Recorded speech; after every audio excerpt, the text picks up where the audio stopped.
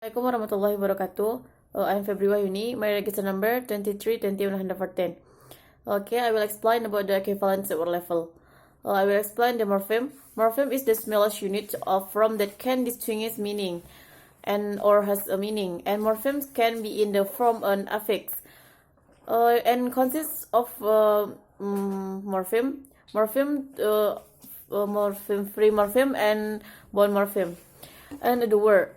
The word is a small unit of the sentence, and that can stand alone in the terms of meaning, and consists of noun, verb, adjective, adverb, preposition, and conjunction. Sentence.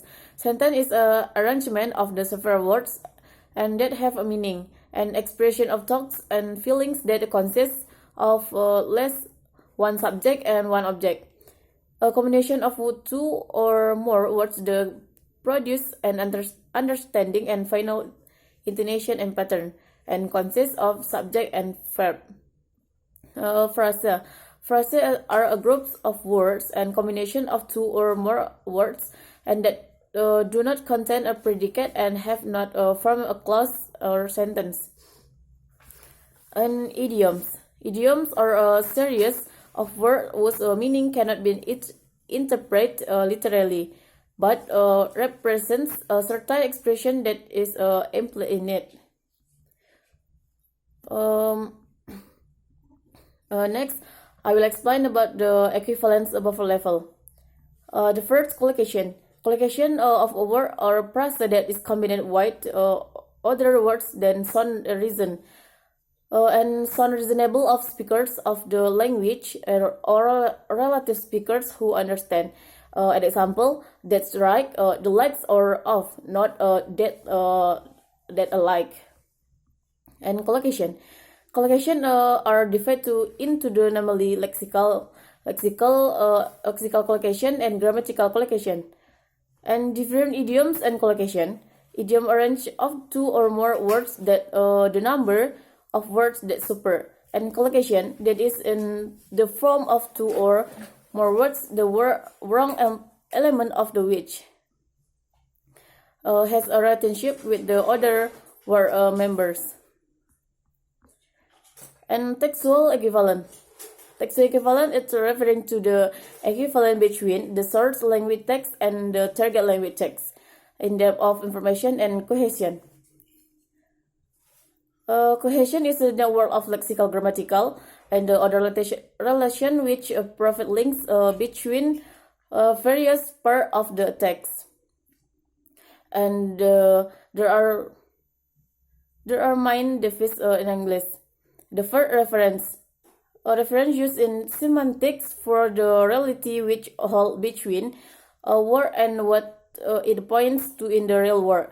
An example, Mr. Teacher has resigned. She announced her designs in this morning.